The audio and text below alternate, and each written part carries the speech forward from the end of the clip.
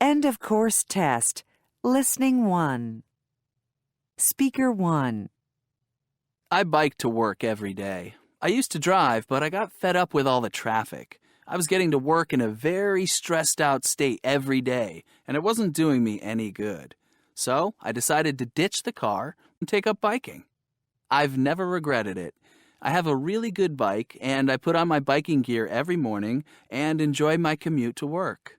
It keeps me fit, and, of course, it's much quicker.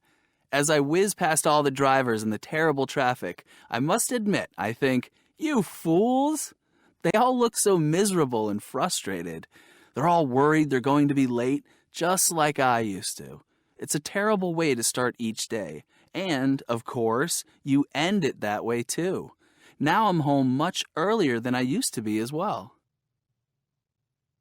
Speaker 2. I take the train to work every day, like lots of the other people who work where I do.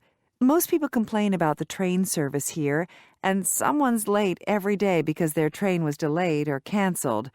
And the trains are usually very overcrowded, too. Lots of people spend an hour or so packed in with tons of other people. They have to stand all the way there and all the way back because they can't get a seat. That's awful. But fortunately, I don't have any of that.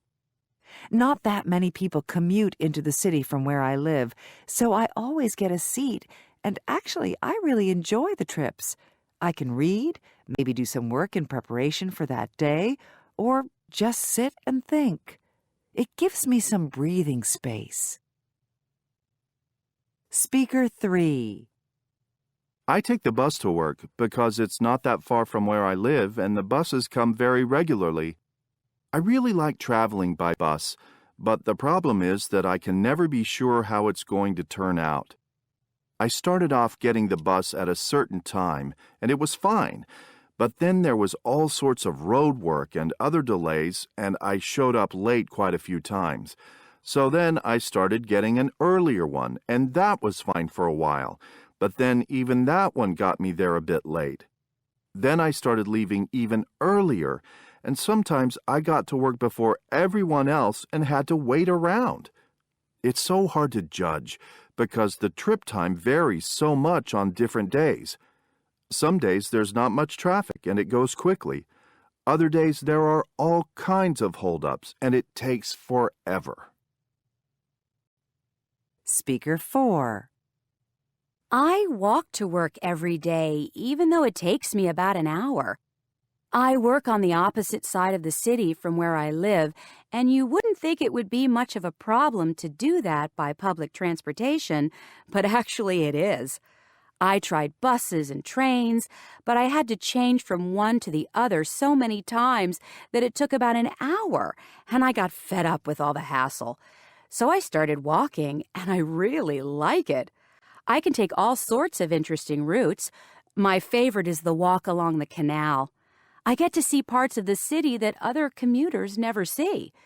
It's much better than being stuck on a bus or a train, and of course it's very good exercise. So I started doing it because it seemed like the only sensible thing to do, and now I'm really glad things have turned out that way. Speaker 5. I drive to work every day.